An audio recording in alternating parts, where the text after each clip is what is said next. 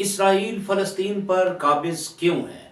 Israel फ़लस्तीनियों को तबाह करने पर क्यों तुला हुआ है? इसराइल फ़लस्तीनियों की नस्ल कुशी करने पर क्यों तुला हुआ है? इसराइल इस सूरत हाल में कैसे आया, क्यों आया, किसने उसे यहाँ तक पहुँचाया है और आज भी कौन उसे सपोर्ट कर रहा है? आइए आज की इस वीडियो में हम जानते हैं कि इसराइल बना कैसे और फिर उसके बाद फ़लस्तीनी जो वहाँ पर रह रहे थे सदियों से, उनके साथ क्यों ऐसा सलूक, बुरा सलूक जो है वो किया जा रहा है और इतनी तबाही जो है उसका जिम्मेदार आखिर कौन है? गाजा पर इसराइल की मोहलिक बमबारी से 50 दिनों में 15,000 से जायद अफराद हलाक हो चुके हैं, जिनमें 10,000 खवातीन और बच्चे भी शामिल हैं, जो कि महसूर फ़लस्तीनियों के लिए अब तक की सबसे मोहलिक जंग है।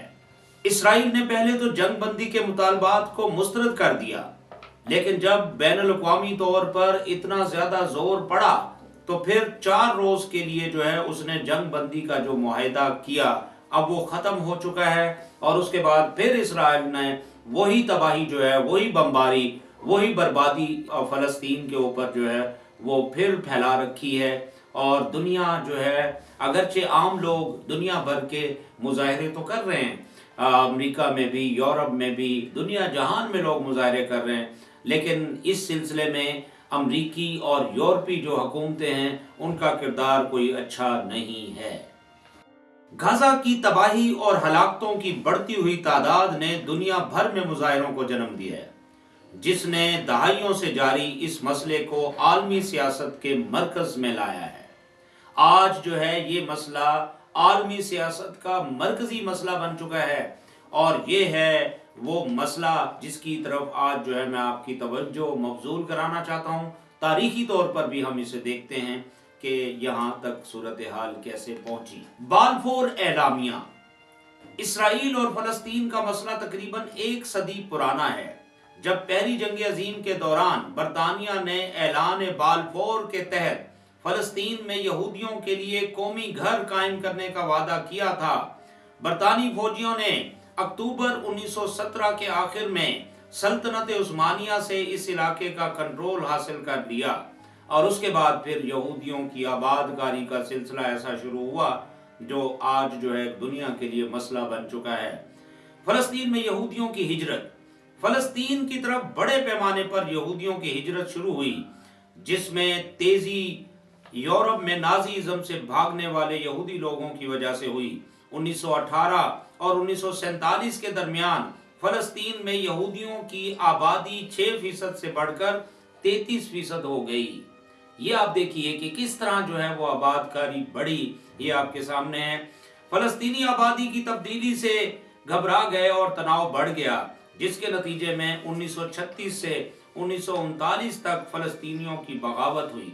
फ़लस्तीनियों ने बगावत की, कोशिश की कि यहूदियों की इस कदर जो आबादकारी है उसको किसी तरह से रोका जाए। इस दौरान सेहूनी तंजीमों ने फ़लस्तीन में यहूदियों के लिए एक वतन की मुहिम जारी रखी। मुसल्ला सेहूनी मिलिशिया ने फ़लस्तीनी अवाम पर हमला करना शुरू कर दिया, जिससे वो भागने पर मजबूर हो गए। सेहूनियत, जो कि 19वीं सदी के आखिर में एक सियासी नजरिए के तौर पर उभरी, ने यहूदियों के वतन के क़याम का मुतालबा किया और इस सेहूनियत को आप जानते हैं ज़ायनिज़्म कहते हैं। और ये जो ज़ायनिज़्म है, ये ज़ायनिस्ट जो यहूदी हैं, ये इसराइल बनाना चाहते थे फ़लस्तीन के इलाके में और फिर वो बन गया। कैसे बन गया अभी आगे आपको बताते हैं। अक़वाम मुत्तहिदा की तकसीम का मंसूबा। जैसे ही तशद्दुद ने फ़लस्तीन को तबाह किया, इस मामले को नौ तश्कील शुदा अक़वाम मुत्तहिदा के पास भेज दिया गया। 1947 में अक़वाम मुत्तहिदा ने करारदाद 181 मंजूर की, जिसमें फ़लस्तीन को अरब और यहूदी रियासतों में तकसीम करने, तकरीबन 55% ज़मीन यहूदियों के हवाले करने का मुतालबा किया गया। अरबों को 45% ज़मीन दी गई, जबकि यरूशलेम को एक अलग बैनुल अक़वामी इलाका करार दिया गया। ये शहर इस वक्त मगरबी यरूशलेम, जो कि ज़्यादातर यहूदी हैं, और मशरकी यरूशलेम के दरमियान तकसीम है, जिसकी अक्सरियत फ़लस्तीनी आबादी है। इसराइल ने 1967 में मगरबी किनारे के साथ 6 रोज़ा जंग के बाद मशरकी यरूशलेम पर कब्जा कर लिया था। एक ऐसा कदम جسے عالمی برادری نے آج تک تسلیم نہیں کیا۔ مقبوضہ مشرقی یروشلم کا پرانا شہر عیسائیوں، مسلمانوں اور یہودیوں کے لیے مذہبی اہمیت رکھتا ہے۔ یہ مسجد اقصیٰ کے احاطے کا گھر ہے، جسے مسلمانوں کے نزدیک الحرام الشریف اور یہودیوں کے لیے ٹیمپل ماؤنٹ کے نام سے جانا جاتا ہے۔ نکبہ 1948 میں اسرائیل کی پیدائش تک صہیونی ملیشیاؤں کے ذریعے 7,50,000 سے زیادہ فلسطینیوں کو ان کے گھروں سے نسلی طور پر پاک کیا گیا۔ اس بڑے پیمانے پر خروج کو نکبہ یا تباہی کے نام سے جانا جاتا ہے۔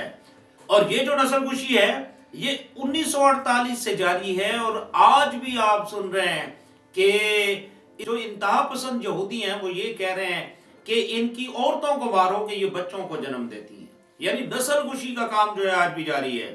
اسرائیل نے 1980 میں مشرقی یروشلم کے الحاق کا اعلان کیا تھا، لیکن عالمی برادری اب بھی اسے ایک مقبوضہ علاقہ سمجھتی ہے۔ فلسطینی مشرقی یروشلم کو اپنی مستقبل کی ریاست کا دارالحکومت بنانا چاہتے ہیں، اور یہی وجہ ہے کہ اسرائیل جو ہے وہ مشرقی یروشلم کو اپنے قبضے میں رکھنا چاہتا ہے، اور وہ اسے کبھی بھی فلسطینیوں کا دارالحکومت بنانے کی اجازت نہیں دے رہا۔ اوسلو معاہدے 1993 میں فلسطینی رہنما یاسر عرفات اور اسرائیلی وزیر اعظم یتزاک رابن نے اوسلو معاہدے پر دستخط کیے، جس کا مقصد 5 سال کے اندر امن کا حصول تھا۔ یہ پہلا موقع تھا جب دونوں فریقوں نے ایک دوسرے کو پہچانا۔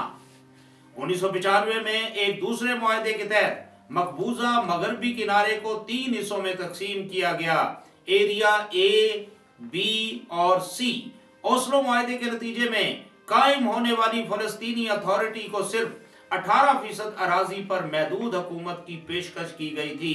مغربی کنارے پر کنٹرول جاری رکھا، اسرائیلی بستیاں اور چوکیاں۔